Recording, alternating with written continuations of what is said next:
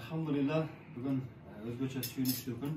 Элибиз үчүн, динибиz үчүн ушундай Аллах таала мүмкүнчүлүк берип бүгүн диний окуу борборубуз ачылды. Ушул жигиттерибиз өзгөчө кызмат кылды. Аллах таала кабыл кылсын.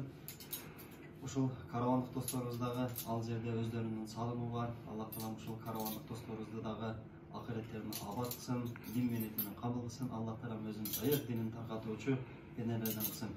Ушул досторум акыреттик достордон болсун, кыяматтык достордон болсун, кыямат күнү соогун бөлүшкөн достордон болсун, кыямат күнү качпай турган, кыямат күнү унутпай турган, кыямат күнү издей турган достордон болсун иншалла. Ар дайым ушулар ынтымакта, биримдикте мечит медреселерге, жетим жесирлерге жардам берип жүрө берели. Бүгүн ушундай жакшы ишке себеп болдук деп Аллах таалама шүгүр кылуу иретинде ушундай достор чогулуп, дасторкан жазып, максат досуздан да Аллах таалам ыраазы болсун. Атайын бүгүн ушул медресеге кызмат кылайын деп Жалал абадтан келди. Аллах таалам ошол Жалал абадтан бул жака келгенге чейин канча кадам боло турган болсо, машинанын дөңгөлөктөрү канча айланган болсо, Аллах таалам ошончолук бейишке жакын кылсын. Бейиште ошончолук даражасын көтөрсүн.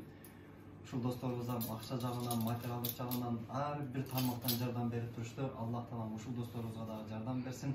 Кыямат күнү пайгамбарлар менен, сахабалар менен сурак сабалсыз бейиштен каалаган эшиктеринен кирген Аллах таалам мүмкүнчүлүк берсин. Ассаламу алейкум ва рахматуллахи ва баракатух. Мендерге өзгөчө рахмат.